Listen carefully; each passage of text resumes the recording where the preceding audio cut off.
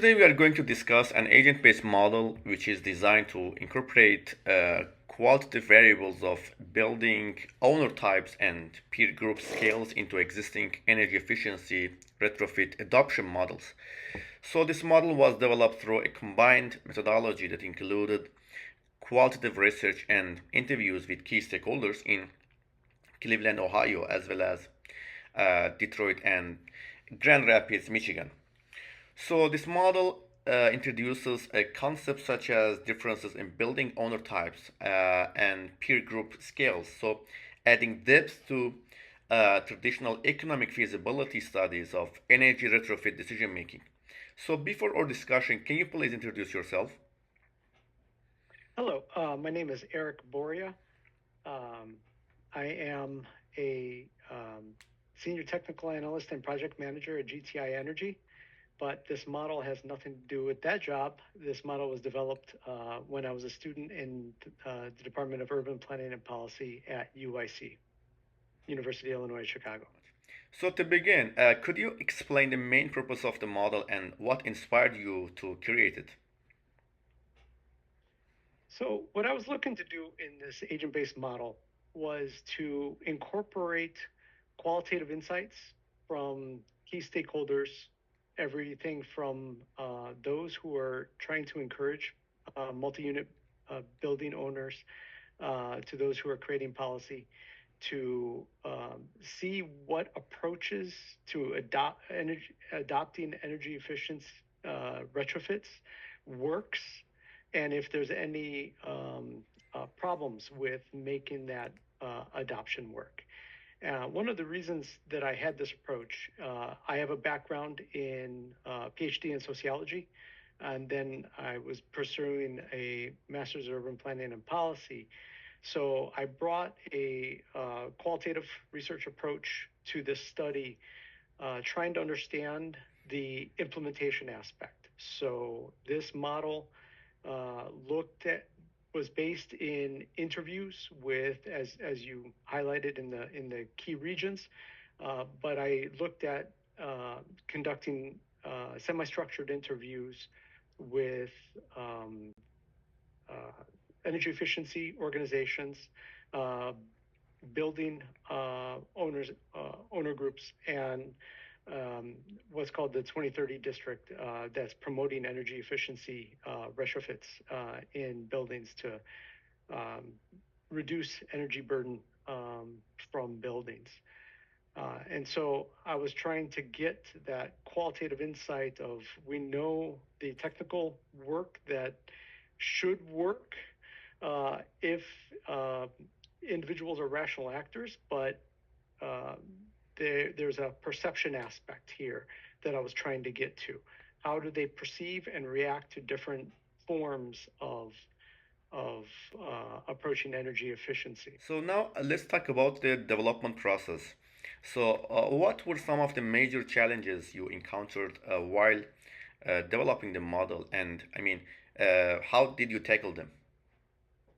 The major challenge for this model was, when I was doing it, uh, there's not there. I did not find a lot of studies providing a good framework for how to incorporate um, qualitative data, operationalize it, and input it into the model. Hmm. So I developed worked with a couple of methods that I found to develop a process to identify priorities from the key stakeholders that whom I interviewed, um, and take the main variables um, to put it into the model. And so Regarding the results, what are the primary insights derived from the model analysis, and how do these affect, improve our understanding of energy efficiency retrofits?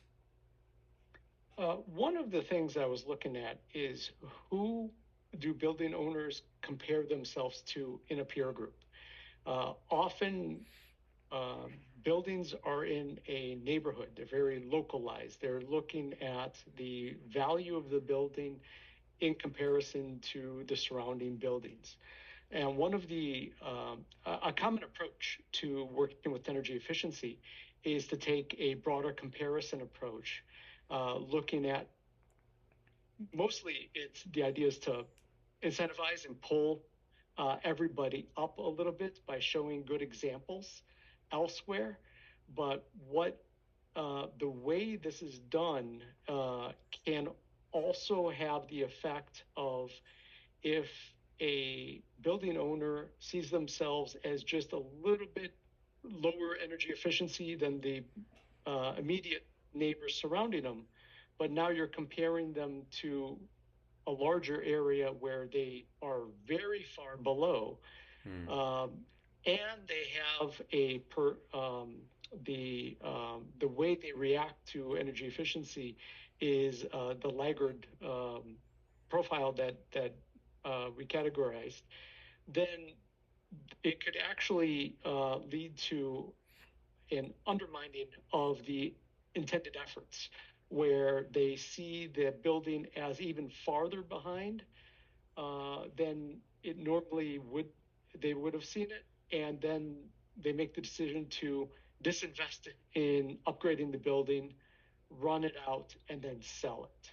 So one of the things that the model showed is that small group comparison, looking at neighborhood by neighborhood, you expand energy efficiency efforts over time with the natural degradation of energy efficiency of buildings, you end up with the clusters of neighborhoods that we see. We have some clusters of neighborhoods where the buildings are well maintained, and some clusters of neighborhoods that are depressed, where the buildings are not well maintained.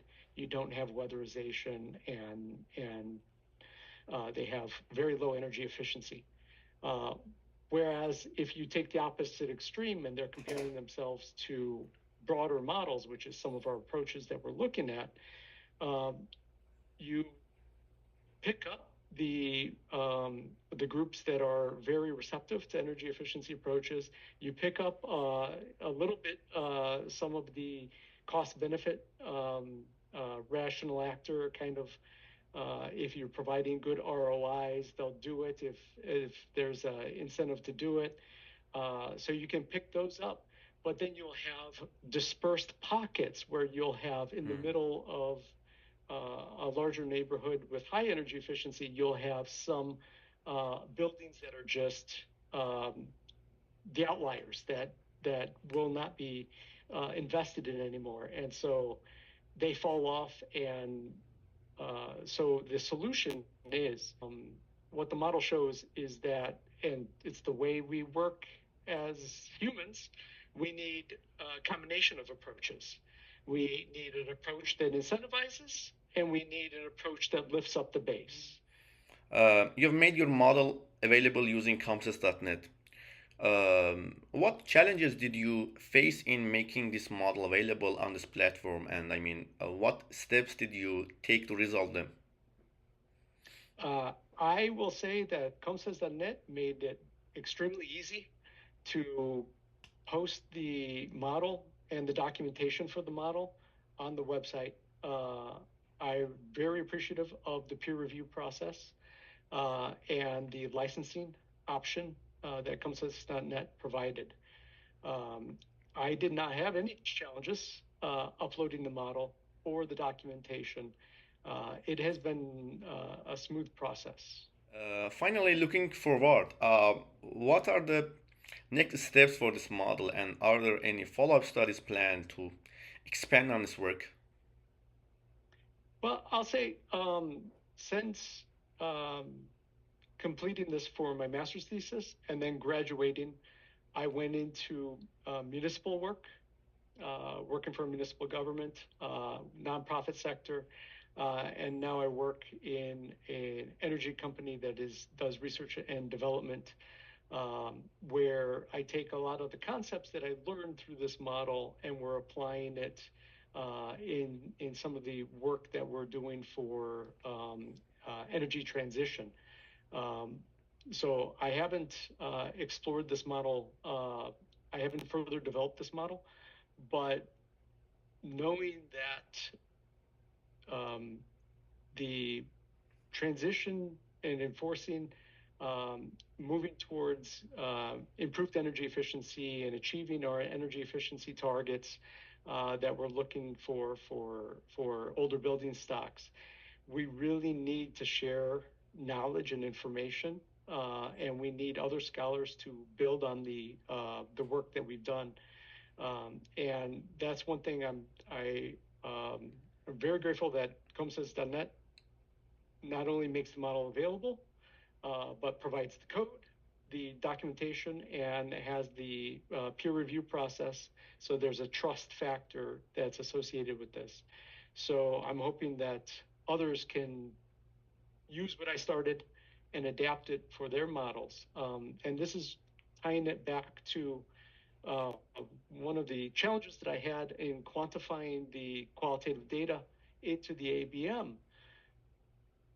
The way it gets operationalized is based on, obviously, the objective that we have. And we can have an approach for doing interviews and updating models to make it relevant for those who are actually deploying the models. And these should be specific to each individual case. And so I hope that making code available and the methodology available will help others push forward energy efficiency approaches that are more successful in the future. Okay. Thank you for joining me and sharing your insights on this model. Thank you very much.